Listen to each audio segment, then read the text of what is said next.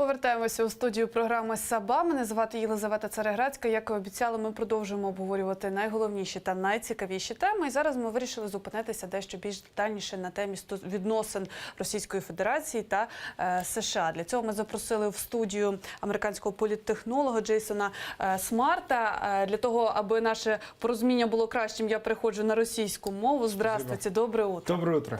Очень рады мы вас приветствовать в студии. Прежде чем мы начнем наш с вами разговор, я бы хотела все-таки начать с темы дислокации комплексов «Искандер» в Калининграде и реакции Дали Грибоускайте. На это у нас есть синхрон, прямая речь. Прошу, пожалуйста, давайте послушаем, потом будем обсуждать. Ситуація в нашому регіоні не покращується, вона досі небезпечна. І я хочу повідомити, мабуть, вперше це прозвучить офіційно, що саме в ці хвилини, коли я зараз це кажу, у Калінінграді дислокуються ракети «Іскандер». Повторю ще раз, саме в ці хвилини ракети «Іскандер» дислокуються у Калінінграді. І це робить ситуацію іще більш серйозною, бо «Іскандери» у Калінінграді є загрозою для половини країн усієї Європи. Питання дислокації ракет «Іскандер» Росією у Калінінграді дуже серйозне, і це треба дуже ретельно врахувати. Також дуже важливо зауважити, що росіяни вже роками ввозять і вивозять різну військову техніку до Калінінградської області. І важливо знати, що саме ця дислокація означає. Чи це все ж таки тимчасовий крок, чи щось інше. І що саме, я просто не можу сказати. Только что мы услышали прямую речь президента Литвы Дали Грибоускайте. Она сказала о том, что именно эти комплексы «Искандер», которые сейчас находятся в Калининграде, они представляют опасность для половины стран Европы.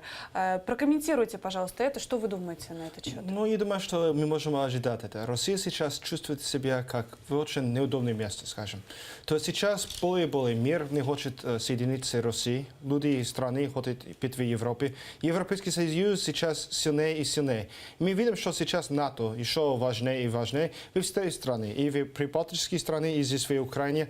И самая высокая популярность в Европе за НАТО – это в стране, как в Польше, например, или в прибалтийские страны. А если бы я был в России, например, я был президентом Путиным, я бы тоже понял, что это как угроз. Но что это значит? Что это значит за свой будущее? Когда все остальные страны, которые круг его, уже не хотят работать с Россией, но уже делать его какой-то как угроз или какой-то возможность, что будет будущий конфликт. Из этого я думаю, что он сейчас просто ищет какую-то возможность показать его сил и показать, что Россия еще очень актуальна в этом районе. Как вы считаете, для Украины какие это имеет последствия? Вот такая политика, не знаю, такое поведение Российской Федерации и, соответственно, реакция других стран в Европе? Я думаю, что на самом деле это не совсем плохо за Украину. А почему я это говорю?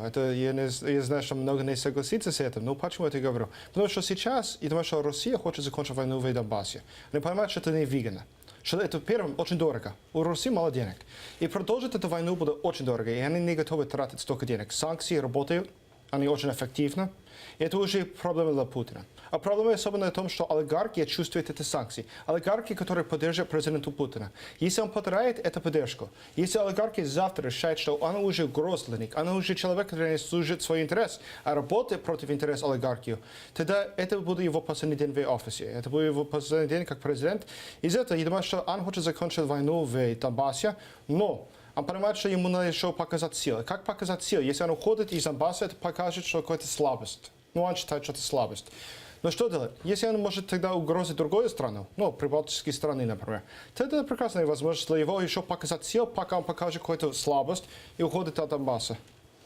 В контексте всего этого я хотела бы вас спросить, вот вы как смотрите на отношения Российской Федерации и США? Это все-таки союзники, потому что, невзирая на санкции на самом деле, на все эти списки, на те неудобства, которые делает США, организовывают для граждан Российской Федерации, одних из самых влиятельных граждан в Российской Федерации. Что вы можете сказать? На самом деле просматривается вот некоторая все-таки связь, или это ошибочное мнение? Нет, знаете, Россия всегда будет важной страной для Соединенных Штатов. Это никогда не меняется, потому что это вопрос у России, как я много раз сказал, что это не только здесь в Украине, что это делает, или что с НАТО. Но надо думать, что нам нужно помочь России в Сирии. Нам нужно помочь России в Центральной Азии. Нам нужно помочь России с Японией и вопрос там Кирилловские островы. Мы работаем с Россией на много вопросов. В том числе, что мы делаем сейчас с нефтью. Это все связано с Россией. Мы будем работать с Россией. Ну, конечно, сейчас есть такая сложность в наших отношениях, что Россия решила атаковать Украину и решила вмешать в наших выборах, которые еще важнее для американцев, конечно. Что это уже не что-то далеко от нас, но уже в нашей стране Россия решила вмешать. Из этого сейчас, я думаю, что такая, я знаю, я только был в Америке недавно, в Вашингтоне, и это такое чувство там, все против России. Никто не выступает за Россию, они все против России. Еще одна очень обсуждаемая тема в США – это документ, который был опубликован 2 февраля, и у него есть название «Осмотр ядерных сил».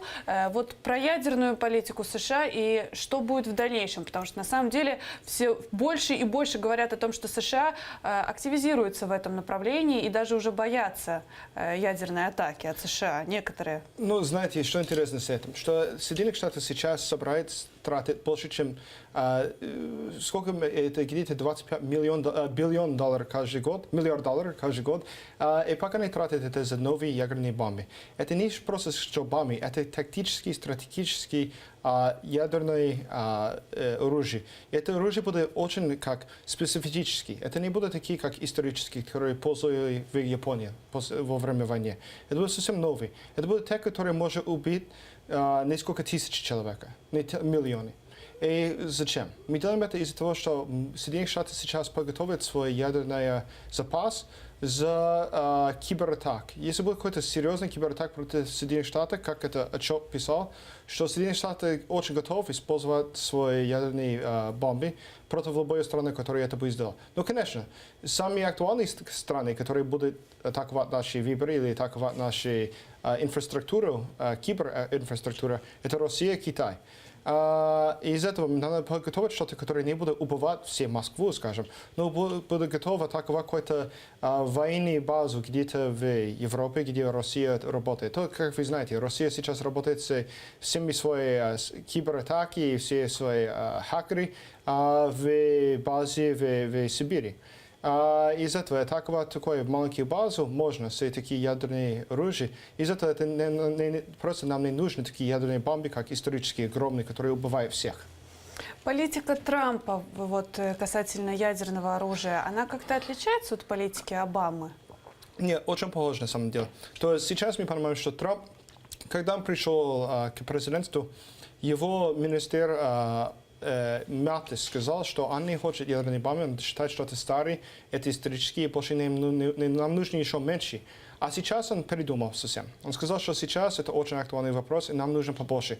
Но просто нам не надо тратить столько денег на такие огромные старые ядерные бомбы, а уже новые технологии, которые у России нет. Просто у них нет бюджета для этого, у них нет денег для этого, у нас есть. И мы очень готовы тратить наши деньги за новые оружия.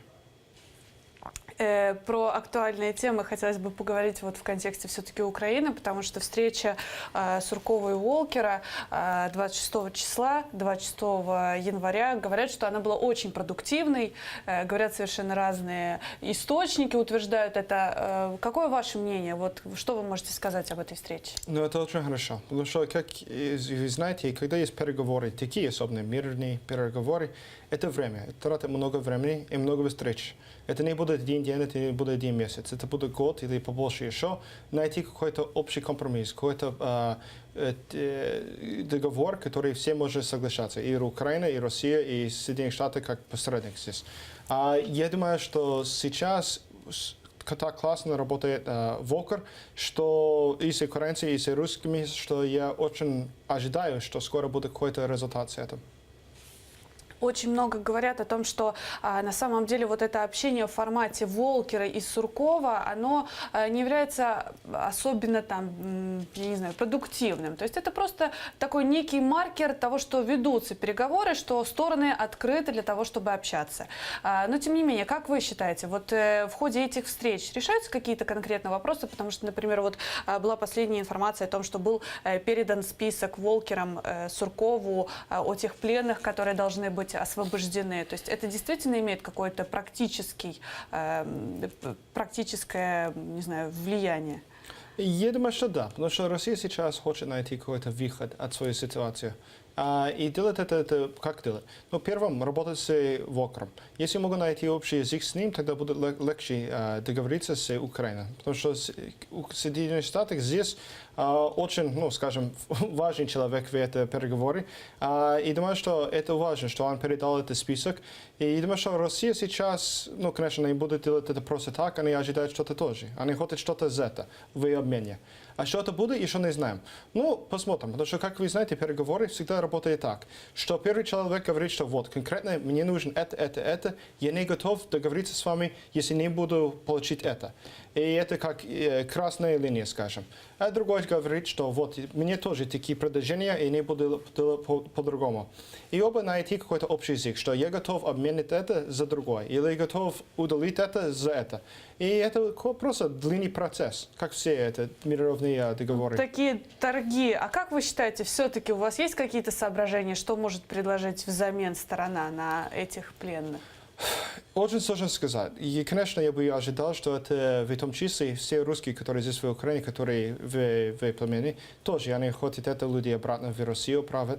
Но я не знаю точно. Нам надо просто ждать и видеть, что Россия хочет точно. С Волкером общался не только Сурков, но вот наш народный депутат Юлия Тимошенко, она улетела в США на завтрак с Трампом, и тоже говорят, что имела очень продуктивный разговор с Волкером. Как это вы расцениваете? Что вы можете сказать? Или это было просто такое неформальное общение? Это неформальное общение. То есть это завтрак, насколько я помню, это был молитвенный завтрак. Да, ты платишь за это, ты можешь идти. Ты купишь билеты, это ничего не значит, первым. А второе, что вы встретитесь с Волкером, конечно, бы вы встретились с ней. То есть она очень важный человек здесь в Украине. Обязательно надо встретиться с такими людьми, но все семьи. То есть он, как вы помните, вы встретились и с Бойком, насколько я помню. Он встречается с семьей, потому что он хочет слышать и понимать все разные люди, что они говорят, что они думают. И он хочет найти самый лучший возможность договориться с Россией и закончить эту войну. И это ему очень выгодно знать, что все думают и какие предложения у них. Потому что действительно, может быть, он узнает что-то или слушает что-то, которое новое. И он может продвигать это в следующий раз, когда он встречается с Россией. Как вы считаете, вот если говорить все-таки о перспективах отношений Украины и США, многие говорят, что Украина в отношениях США и России – это такая разменная монета. Это просто некий плацдарм для баталий. Что вы можете сказать об этом? Действительно ли Украина может быть партнером для США, каким-то, не знаю, стратегическим или еще каким-либо? Как вы смотрите на это? Конечно, Украина партнер. Но на какой уровне партнер? Я помню, что прекрасно, 4 года назад, до начала войны с Россией, Соединенных Штатов был высший антирейтинг в всей соцопросе здесь в Украине, чем в России. То есть люди больше сказали, что американцы проблемы в мире, чем россияне. Это только 4 года назад. То есть в то время, когда был мир, и Украина не сделала все, чтобы он поддержался США. Потому что США, как страна, уже 25 лет требует, что здесь будут настоящие реформы. Антикоррупционный суд, например. Настоящая борьба с коррупцией. И они еще не видели это. Что уже 3 года прошло после Майдана, и где это реформы? Где реформы против коррупции? Из-за этого, что американцы сейчас очень разочарованы с Украиной. Они очень готовы были помочь, и еще готовы помочь. Украинцы, им нравится. То действительно, я могу сказать, что я постоянно в Америке, и всегда друзья, ребята спрашивают о Украине. Им интересно, как здесь, и они хотят помочь Украине. Конечно, мои друзья из Вашингтона, мои друзья не просто людей фермерами. Я общаюсь. Они работают в политиках, они работают в Конгрессе, они работают в Белом доме. Я могу сказать вам, что они действительно все интересуют ситуацией здесь в Украине. Но действительно они очень разочарованы, что здесь ситуация такая, что они хотят для украинцев народа, что они жили лучше. Но для делать это надо бороться с коррупцией. Они не видят это пока. Есть информация о том, что в Конгрессе США собираются рассмотреть законопроект о сотрудничестве с Украиной в сфере кибербезопасности. Что вам об этом известно? Насколько это реально? Я думаю, что это очень реально. Знаете почему? Потому что это личная возможность, это личная возможность защищать Украину без оружия. первым.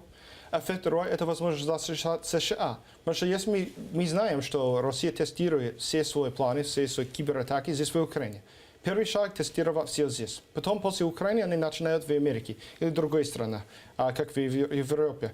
Защищать против этого нам надо защищать Украину сначала, чтобы мы знали, что они не тестировали ничего здесь, мы знали, что здесь не было никаких проблем. И тогда это значит, что наши выборы, наши возможности защищать себя будут гораздо лучше.